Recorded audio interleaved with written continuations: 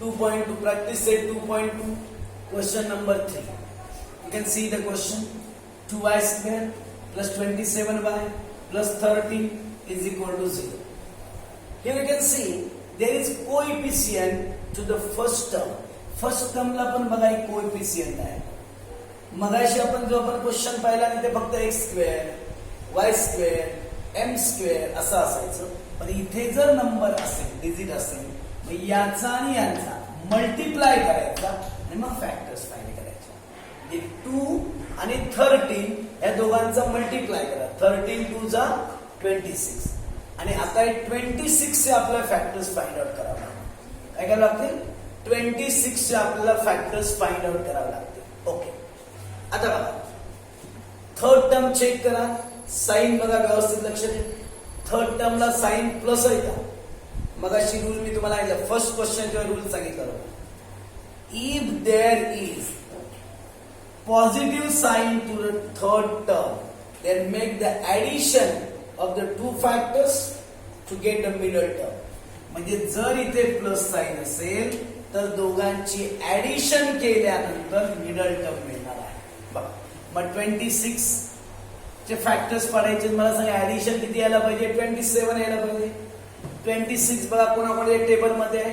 Sorry 27 कोणाकडे table मध्ये बघा. आपल्याला 27 मिळवायचं आहे. 26 बघूया आपण याचे फॅक्टर्स बघा. 26 1 जा 26 13 2 जा 26.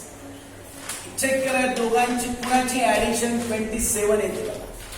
आपल्याला ऍडिशन किती यायला पाहिजे? 27. या दोघांची ऍडिशन येते 27 म्हणून फॅक्टर्स येणार 26 आणि 1.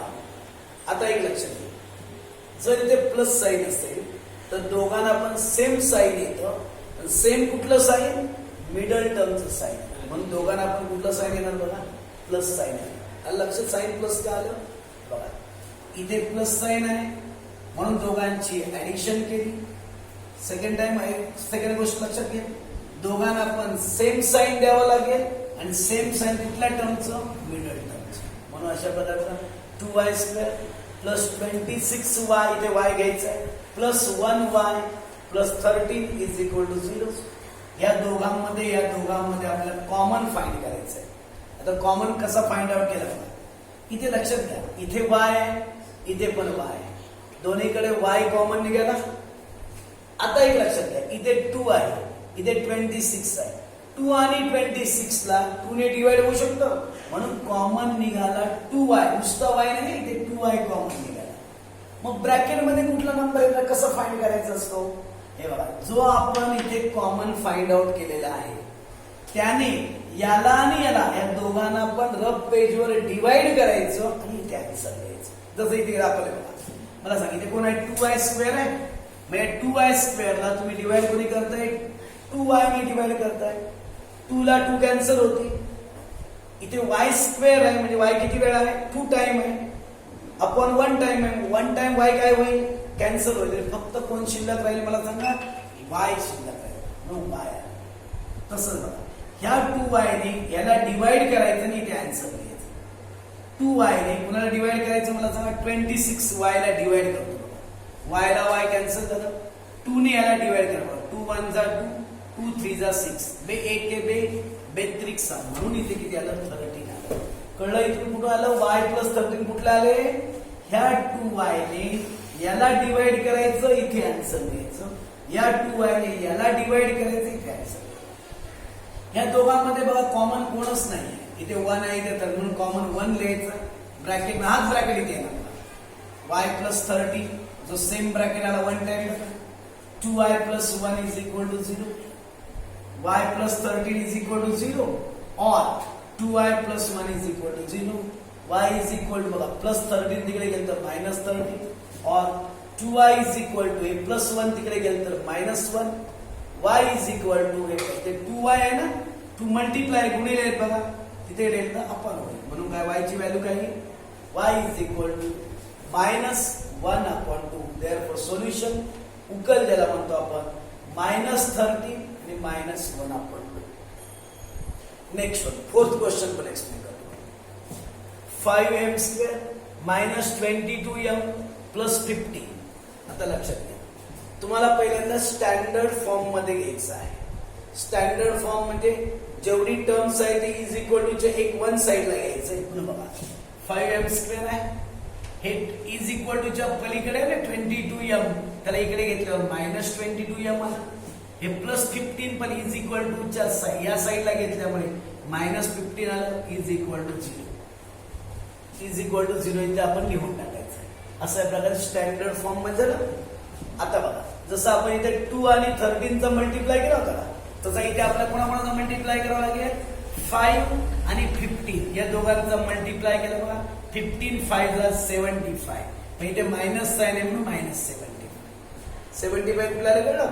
आता 75 चे फॅक्टर्स पाडायचे. एक लक्षात घ्या, आता इथे साइन मात्र मायनस आहे, लक्षात घ्या.